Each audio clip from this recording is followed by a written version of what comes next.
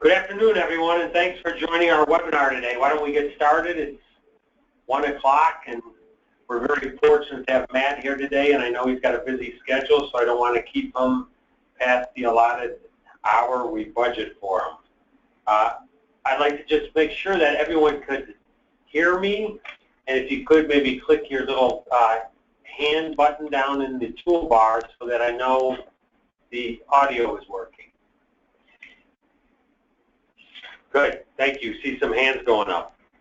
I would like to say that we have everybody on mute for this because we do record these webinars, and so that I can share these with you at a later time by keeping everyone on mute, we'll ensure high quality recording. My name is Mike Barrett. I apologize for not introducing myself. And the webinar topic today is Turbine Oil Report Interpretation. And as I mentioned, we're very fortunate to have Matt McMahon here. Matt has been with Test Oil for 16 years. He has reviewed probably in the neighborhood of 1 million oil analysis reports, of which probably 5,000 to 10,000 are turbine oil reports. So he has quite a bit of experience in looking at the different testing we do on turbine oil. It is a different animal, and there's a lot of different tests we do for turbine oil, and he will be talking about that today. For several years, Matt has been responsible for developing and conducting these training events for Test Oil. He has also hosted numerous customized webinars on oil analysis fundamentals and report interpretation. Matt has also worked on site with many companies, helping them turn their oil analysis efforts into world-class programs. Matt holds an Associate of Applied Science degree in Automotive Technology and a Bachelor of Science in Geology with a minor in Chemistry. Before coming to Test Oil, Matt worked in the automotive field as a technician and instructor. He is a certified ASE Master Automotive Technician. So, Matt, thank you very much for your time today, and I'll pass it on to you. All right, thanks, Mike, and welcome to everybody today. We'll be going over turbine oil report interpretation. Again, my name is Matt McMahon, and just in general, what we're going to be talking about is the turbine report specific tests we'll talk about, and we're going to consider other regular tests as secondary indicators. So I'm not really going to specifically talk about our regular tests such as spec and IR in any great detail, but we are going to refer to those when we find some other problem with the turbine oil analysis report. And in general, I'm going to give a recommendation of what we need to do if our test results are unsatisfactory. Now, for those of you that haven't seen the layout of our turbine analysis reports, I'm going to show that to you right now. You know, they're quite a bit different than our regular offering. The main thing that I always tell people is a significant difference is not only do we give a overall recommendation like we do with our regular reports, our one-page reports if you're familiar with them, but we also give a brief explanation of the test result itself. So every single test result actually gets a little bit of a comment. So here we have on the second page of the report our overall recommendations, but then on our third page we have what I call a general summary table of all the results that have been put together for that particular sample. And we run quite a bit more tests, and thus instead of our regular overnight or same-day turnaround, these usually take about a week to run just to get all the results. You know, it's not exactly, they're not exactly sitting around waiting for us to get to them. It's just that some of the tests take that long to run. And we'll talk about some of those in a little bit more detail in a little bit. As I kind of page through this report, for instance, this section here is an individual area that we're talking about the elemental spectrometer results. And if we continue to page through, here we have a section talking about the emulsibility, followed by acid number. And as you can see, this is a pretty significant size report. It's usually 8 to 10 pages, depending on the specific test that we're going to run for these samples.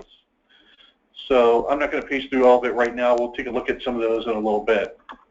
So the first test I want to talk about is a test called emulsibility.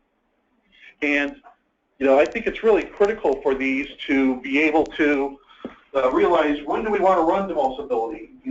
It may not be appropriate for all samples that are sent in.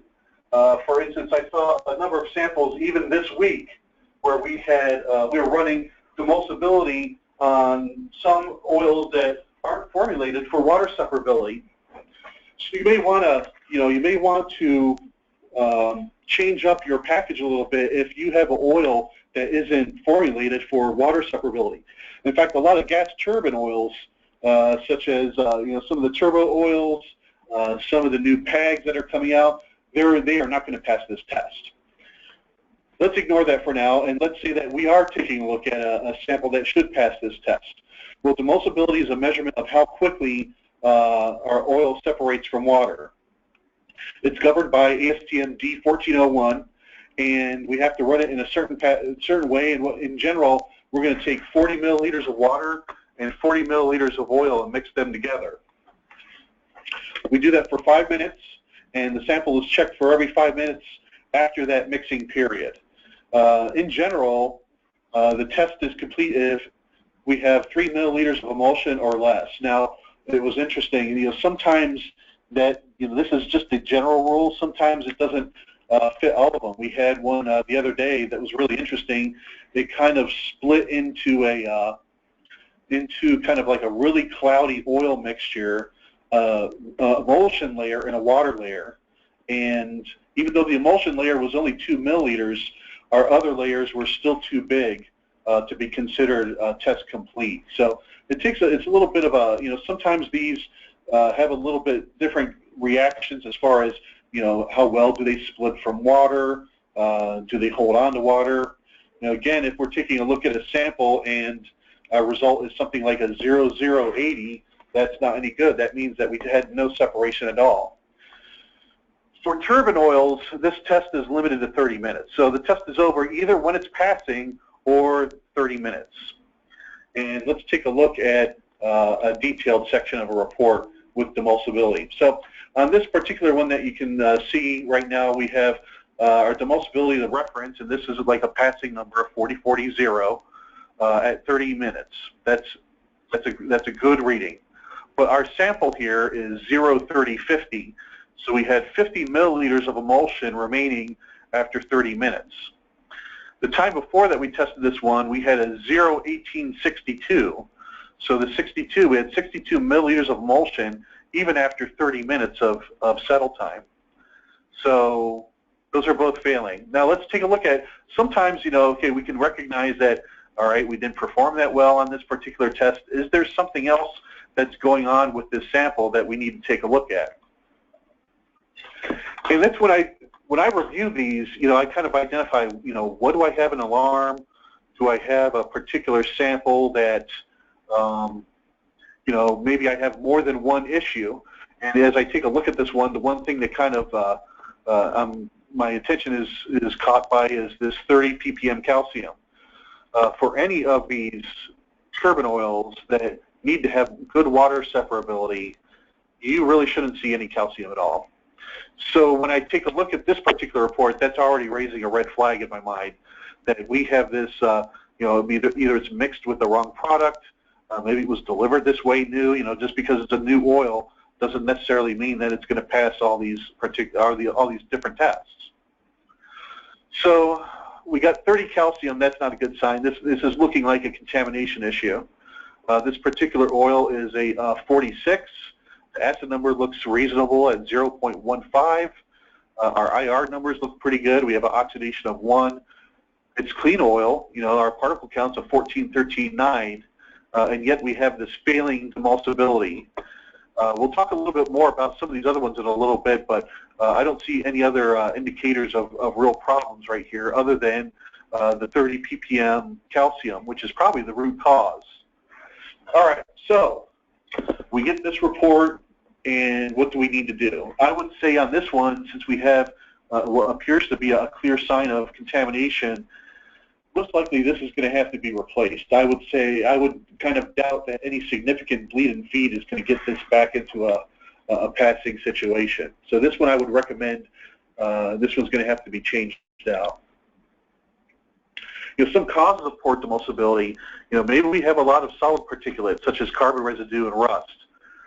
It's not unusual. What we see fairly often here is liquids such as engine oils and fluids containing emulsifiers. Engine oils, if you're familiar with those, have something on the order of 1,000, 2,000, 7,000 ppm calcium, and it does not take much of that motor oil to ruin our in-service lubrication oil. Maybe cause of poor demulsibility, maybe loss of water separation additives. Just like with any additive, with time it will be consumed, and a lot of times what we find with these that I see, especially in this case, loss of water separation additives, is when the oil's been in contact with water for a very long time. So it's like, yes, it's great that it's separating out, but we need to draw that water off, because just leaving a separated water and have it in contact with that for a long time will kind of kill the water separation qualities of the oil. When the oils get older, when we have increasing levels of oxidation byproducts, that can be a cause of poor demulsibility. So some things to keep in mind. A lot of these, for the most part, are contamination issues. Another test that we run almost exclusively on the Turbine report is color by ASTM D1500. And really, it's a rating of the appearance of the sample. In general, when I take a look at the reports, I don't really want to see sudden differences sample to sample. If I go from light to dark, of course, that's telling me that I may have some issues with oxidizing the oil. Now, just because I go from clear to dark doesn't necessarily mean that the oil is ruined. I get that question quite often when people are concerned about the color of their oil, and yet we may tell them that the oil is good for continued service. It may be suspended particulates that give your oil a dark color. So not only am I looking for things going from light to dark, but a lot of times, I get a lot of samples, and since it's got so much history on the turbine analysis, when I see from dark to light, an unindicated oil change is definitely going to be a reason that I might want to change up my comment for that particular report. Another test that we run is called foam test. ASTM method D892 regulates how we run this particular test, and it measures the foaming tendency of the lubricant. And it's run by, we need 200 milliliters of sample.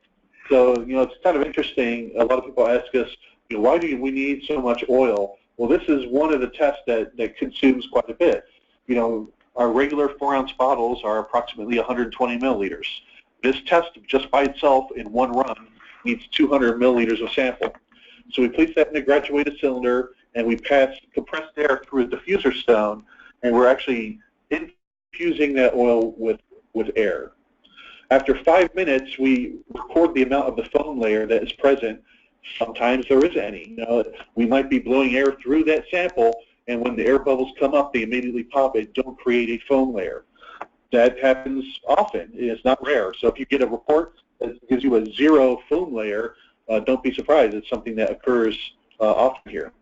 So once blowing is stopped, the total amount of foam is recorded, and ideally we flag things that if it doesn't disperse the foam layer by 250 seconds, I'm going to note that and make your lubricant condition at the very least marginal.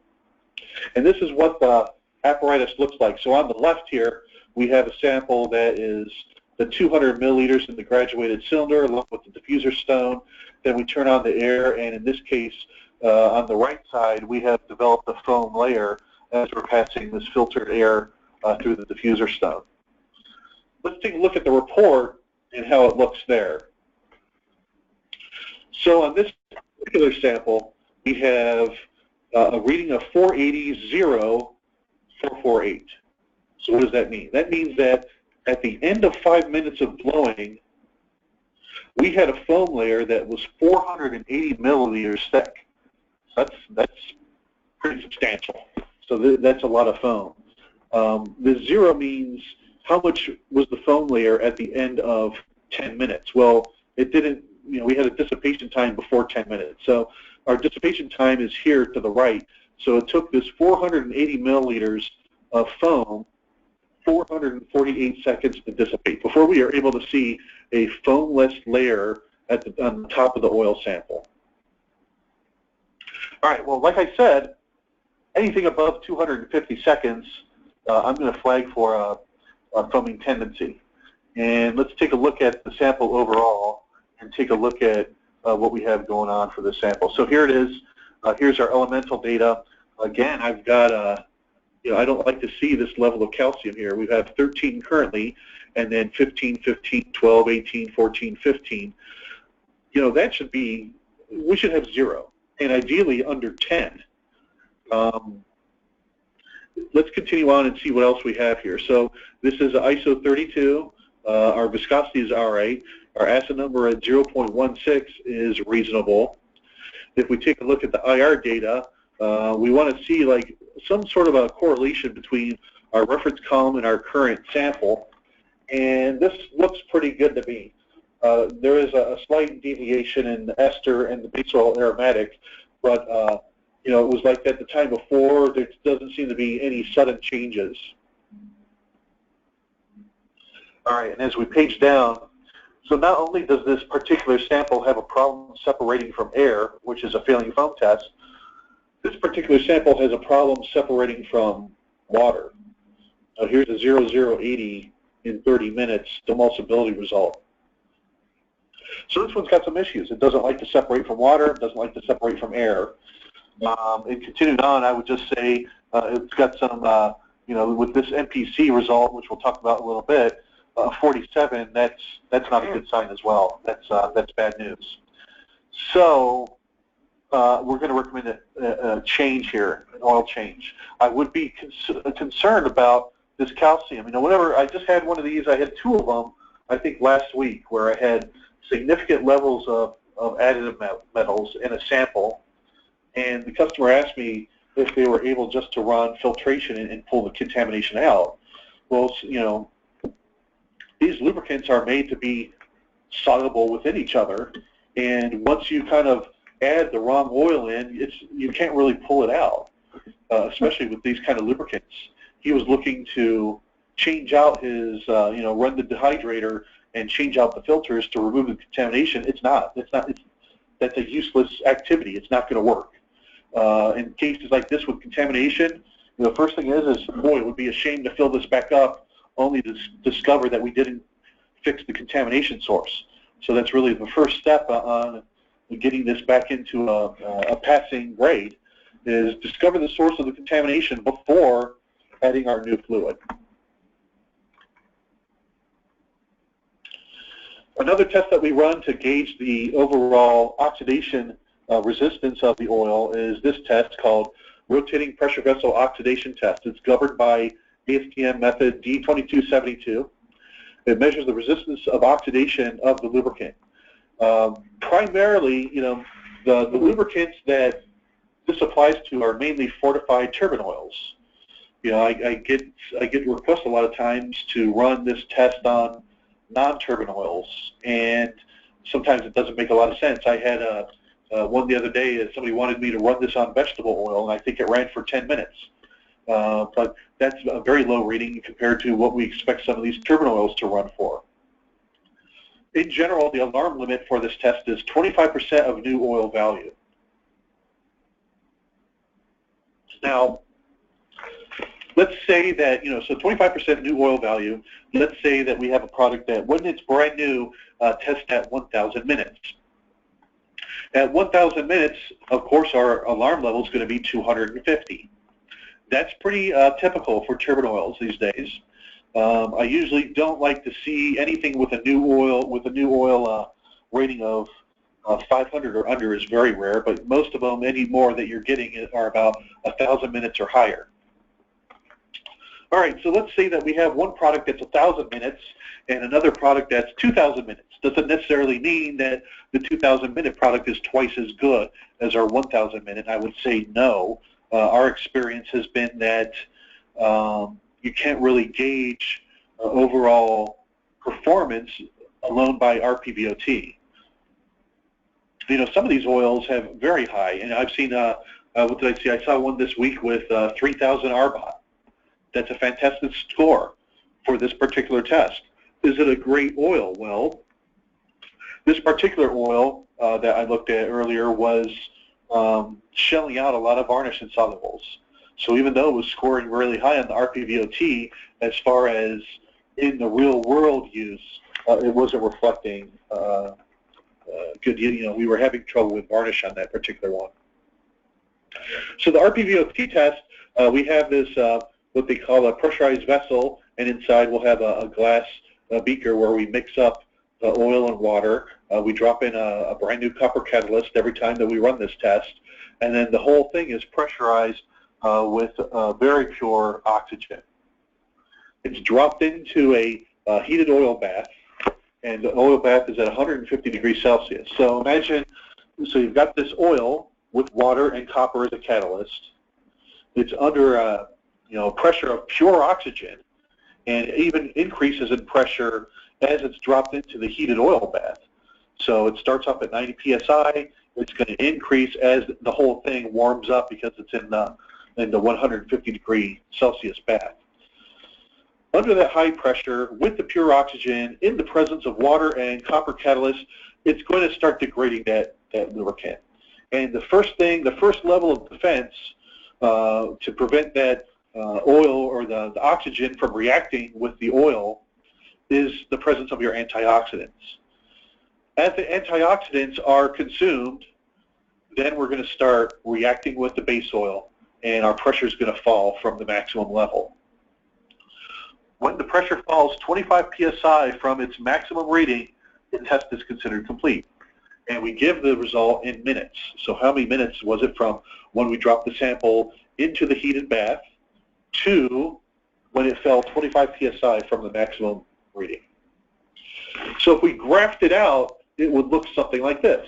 And as you can see, over here in the corner, we have our 90 psi, and this is our zero, our starting point. And then it was immersed in the bath and immediately increased to almost 190 psi. As things were, things were reacting and overcoming the antioxidants, once we have defeated the antioxidants, then we start reacting substantially with the oil itself. So as you can see, as we kind of have this drop down, we record this point where it's 25 psi from the maximum rating. In this case, our endpoint was 533 minutes. As you can see, though, if we, a lot of times the test just continues on because this is a very substantial drop that takes place just over a small amount of time, and then it kind of reaches a bottom equilibrium here when we've reacted as much as we can, and there's nothing more left. Let's take a look at a sample that's got RPVOT problems. So here we have a sample. Let's see here. We always give what type of oil, when it's an alarm, what it should be. So this one says RPVOT result for the sample is 45 minutes. This is an extremely low reading for this lubricant. Typical new oil value for GST32 is 1700. Wow, 1700. So we have 1700 minutes as our new oil value. That would make our 25% approximately 425 minutes. This is even substantially lower than that at 45 minutes. So this is a very extremely low RPVOT result for this sample. And let's take a look at the summary for the sample. And in particular, we want to take a look at, the first thing that should be a problem is acid number. You remember acid number, if we think back to our basic oil analysis classes, acid number is an indicator of fluid degradation. And for regular R&O turbine oils, we should be having an acid number of 0.2 or less. Here we have 0.39, and it's been elevated for a while. So that kind of makes sense, doesn't it? I mean, it's been elevated for a while. We have a very severely depressed RPVOT number. Our acid oxidation on our IR method is reading 105. That's a substantial reading. Here our new oil started off at 16. For it to increase to 105, that's a substantial increase. This particular sample, and probably because the amount of oxidation byproducts that are present now, is no longer separating from water. And here's our RPVOT number, 45. So high TAN, high acid oxidation on the IR, low RPVOT. Those all go hand in hand. They're all telling you the same thing. We have a fluid degradation product. Now, this one is pretty severe. Usually they don't get this bad. Usually what happens is, they start off normal, and then what we find with continuous monitoring, that eventually they decline, then they're an alarm, and then many times I have customers call me at that point and say, hey, we just got into our alarm level for RPVOT. We're thinking about doing a bleed and feed with new product. What do you think about it? And I tell them very frankly that customers that we've had that have done that same thing have been disappointed in their return on their investment with bleed and feed of new product. And it may get you out of the doghouse for the short term, but many times when they do the 25%, 50% bleed and feed with new product, they're expecting that kind of an increase on their RPVOT, and they don't get it. I think, this is just off the top of my head. I remember one that was, it was the old DTE 797, which has got a new oil value of 500, which makes the alarm level 125. A customer was at 120. They decided to get to do a 25% bleed and feed with new oil, and when they did it, I think the final result was like 150. It didn't really come up that much. They were very disappointed with the amount of oil that they put in. It did not increase more, but that's not the only time I've seen it. I've seen it in many cases. So I would just say, if you absolutely positively need to get that back into non-alarm status, you can do bleed and feed, but be warned. Usually people are not happy with the results. They expect a lot more than what they get for it. Now, this particular sample, I just wanted to point out, we haven't talked a lot about it, but a test called a ruler. And I felt that since this one, ruler measures the amount of antioxidants, and since this one had none, this one was a good one to talk about. So here we have a ruler graph, and in green is new GST32, and red is our in-service GST32. And what we're primarily looking for in measuring the amount of antioxidants is the area under these curves. Well, you notice on the red, there really isn't much of a curve. It's more of a straight line. But our new oil has this substantial, what we call a phenolic peak. And this is the amount of phenolic antioxidants that are present in new GST32. Notice our in-service has none. And therefore, that's why our level is so low. So what do we have? We have high acid number. We have high acid oxidation. We have low RPVOT, and now we have a low ruler. They're all saying the same thing. We have an oil degradation problem. As an analyst, I like that when that happens. I can make a very strong statement saying, this is exactly what's going on. This is an extended service problem. We need to change out this oil. We have many different test results kind of telling us the same thing. I like that as an analyst. Another test that we run is called rust test. Rust test is a test that we run to determine the level of protection against rusting in the presence of water. So here we say, used to establish the rust-preventing characteristics of a lubricant. We take a portion of the oil, mix it with water, place it in a heated bath with a polished steel rod, and after 4 hours of mixing that mixture, we pull the test rod and inspect it for rust. It's covered by ASTM method D665. This is what the apparatus looks like. And here on the left is our beaker and our rod here, and then we drop it into this heated bath. Now, for the most part, and this is off the top of my head, the success rate for rust is really high. I would say of the samples that come in the door here, it's got to be on the level of the 95 to 96% of the samples pass this test. So it's pretty rare that we get a failure, and I was surprised. I had one failure. I think I looked at about 40 to 50 of these reports last week. I had one of them fail rust. And I was pretty surprised, and I have a feeling that the reason it happened on this particular sample was it had a long history of water contamination, water level. So it was probably really stressing out the rust preventative additives in that particular sample. Here's one that I have attached to our webinar here. So here we have a failure for rust on this sample, and if we take a look at our summary page, so here we have our spectroscopy results. That looks pretty good. You know, we don't really have anything that's higher than 10. Viscosity is right on money, 32. Acid number is 0.06. That's a great reading. Our particle count is clean. Right now, this particular sample doesn't have a water problem. It's had a little bit in the past, but not currently. But now, notice we have a failing demulsibility. Our color is okay. The foam at 148 seconds is okay. 550 rust fail. So we have a failing rust, failing demulsibility. Now you got to remember, the way these rust preventatives work is they tend to create a barrier between your bare metal and water, you know, and air. So it is possible, and I would say if I had a report that was only failing rust and performed okay everywhere else, I would try a bleed-in feed with this particular one.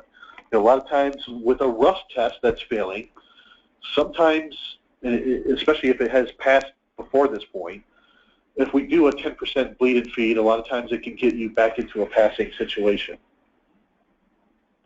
So the one I looked at last week, I know I was very concerned with, and the reason I was very concerned with that one was it was the first time that it had failed rust, and they were having a water control issue in that sample. So I was really concerned about that, because again, this is, you know, protection against corrosion in the presence of water.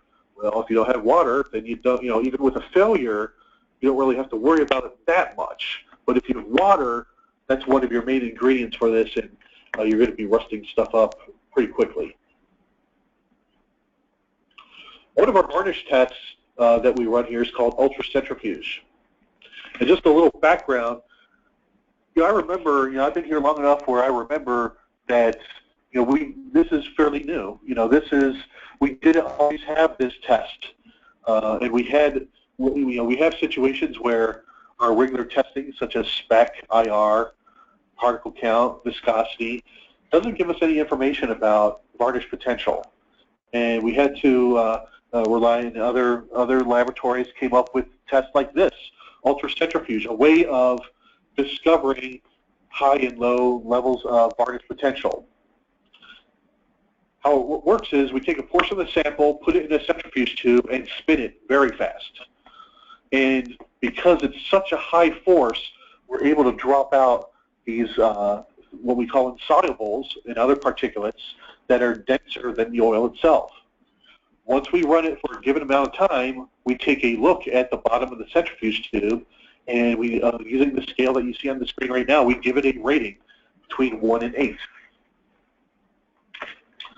I'd like to see results 4 and below. Anything that's 5 and higher is going to be flagged on the report. Here's an example of a particular sample. It was spun, and a substantial amount of stuff fell out of solution. Let's take a look at the details section on a report that has an issue like this. So this particular one had an ultracentrifuge of 6, and we always attach a picture of the tube itself and how much we found on it. And so this is an issue. So we have high amounts of insolubles. If we take a look at the summary page, so this one we have kind of an unusual level of phosphorus, but that shouldn't be horrible by itself. Viscosity is okay. It's within 10% of 32. Acid number is reasonable. We have pretty good correlation in our IR between what we have now, our current result, and our reference. Regular particle count is clean. We have good demulsibility. It does have a foam issue. It's got 325 seconds here that it took to dissipate 120 or 110 milliliters. And we have a UC of 6 and another varnish test that's in alarm called MPC. All right, so we have the sample. It's got high foam. It's got high levels of varnish. RPVOT is good. So the oil itself seems to be all right. You know, we don't really want to replace oil that doesn't need to be replaced. even though we're scoring a little bit high on our foam, again, we're purposely putting air bubbles into the sample. We may look at the reservoir on this machine and it may not have any foam at all. We're purposely doing it in a laboratory and we're telling you whether or not it has a tendency. But if you don't have those certain conditions in your setup, you may not have a foam problem. So even though this is showing an issue, I would say given these other ones, we don't really want to change out this oil. What we do need to do, though, is we need to remove the insolubles that are dissolved in the oil itself. Otherwise, they're going to plate out on the machine and give us varnish problems. So a lot of times the kind of comment that I make on this sort of report is I may say levels of insolubles appear to be high. Apply filtration that targets the presence of insolubles and the removal of insolubles. So what am I saying? I'm saying if you don't already have one, put a varnish mitigation system on it. If you already have a varnish mitigation system on it and you're still getting these high results, you need to check your system to see if it's working properly. If not, put a system on that targets the removal of insolubles and then check later for effectiveness. Before I move off of this, I would say, and maybe I'll backtrack here a little bit. One thing I would keep in mind with ultracentrifuge, and this happens to me it's kind of a rare thing because usually these oils are filtered fairly well in turbines. But every now and then I'll get a sample that is getting flagged for particle count, so it's dirty. And of course, you know that if the oil is dirty, just in general, you're going to end up with a high UC result. You're going to probably end up with a high MPC result as well. So here we have membrane patch colorimetry called MPC, and in general, we're going to take your sample, mix it with the solvent, and then pass it through a patch where those insolubles are going to actually stain the patch. Currently, we're using a value of 23 is considered too high. And here's an example of some of the outputs that we get for these. Now, I think what's interesting about this picture on the left side is we have this set of 9 different patches, and would you believe the top 3 are normal? They were not over the limit. All the ones in the bottom 6 all were flagged, all were on alarm. And as you can see, maybe this is something to talk about too, is varnish is such a, it's a really widespread term. Here, it doesn't necessarily mean that it's got to be a certain color. These particular ones are shades of brown. I had, believe it or not, I had a sample about 2 or 3 weeks ago. We did a UC on it, and the stuff that it dropped out was blue in color. I've seen sometimes where we run an MPC on a sample, and it's purple in color. It really depends on the separate formulation of the oil that's in use. All right, so these 5 here definitely look like a varnish issue. What about this one here? This one's black. Well, what we find usually with these black samples is that perhaps they're not a straightforward varnish problem, but they are a soot problem. This is not uncommon where we have collapsing air bubbles, and I'm sure if you've been around the industry, you've heard of a term called microdieseling, where you get these very small air bubbles, and when they pass from a low pressure to a high pressure part of the system, it collapses the air bubble, creates heat, and actually burns oil. A lot of times you can get this. You can get these carbon particles. So this is a separate problem altogether, but it's something that we can find with MPC. All right, so here's an MPC that's an alarm. So we ran this test, and this particular patch scored a 44. Previously, it scored a 57. It's an alarm. So we have a problem with that, and if we take a look at the sample overall, again, this is a ISO 46. This elemental data looks fine. We have S number that's not an alarm. We have a little bit of difference here on, I would say, base oil aromatics. So this could be a mixture of different products, or it's not the greatest of matches as far as this goes. So it could be a misidentified oil. Passes emulsibility. It's a little bit on the dark side. 380, 177, so it passes foam. This RBOT's pretty low. 83, that's not a good sign, and our MPC value of 44. So in this case, with this low RPVOT, I would say we need to address that first. So my recommendation on this one is you're going to need an oil change. Before you put in new oil, you're probably going to find varnish on the inside of that machine. So you're going to have to flush it, then replace with new product. We talked a little bit about ruler, and it's a way to measure the amount of antioxidants in the sample. It's governed by ASTM method 6971. It uses a technology called linear sweep voltammetry to measure the amount of antioxidants. And we take the used oil data and compare it to new oil. Right? I don't want to blow right by that. That's critical. So if we get wrong information on the type of oil in service, we're going to be comparing it with the wrong oil. If you have a mixture of oils, it's not going to match up that well to new oils. So that's a potential issue with this test. So something to keep in mind, you know, if we've got a mixture of oils or if we've got misidentified oil, it's going to affect the outcome of this test. In general, here's a kind of like a time lapse of, you know, kind of like what I was talking about before. Remember, these peaks are areas of active antioxidants.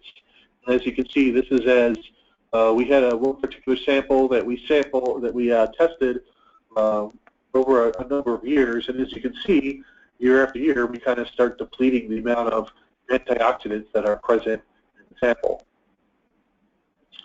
This is a case where it's mismatched. So here we have our standard, which is the green sample here. So it was identified as Terrestic 32, and then the customer, for some reason, said, I want you to compare it with this product. And notice that the curves are significantly different. You know, the curve shape is dependent on their particular formulation. So as you can see, you know, this is like apples to oranges, right? I mean, we can't really compare this product with this one because they're shaped totally different. So that's why oil identification for this particular test is critical. Many times, if you send us a sample and we don't have a new oil reference, we may hold the sample until you send us one. So I think that's you know, when you're getting your turbines filled up, the keeping of retained samples, you know, one I would say, test the oil before you place it in the service, but keeping retained samples is a good idea. All right, so that's the end of the seminar. I hope that, and I thank you for your time, and I hope that I've answered your questions. If not, you can reach me at matt@testoil.com. Again, it's pretty easy to remember, matt@testoil.com, and please visit our website at www.testoil.com. And I will be in the rest of today, so if you got some questions, go ahead and shoot them off to me, and I will try to get them answered as soon as possible. Thanks again for joining us.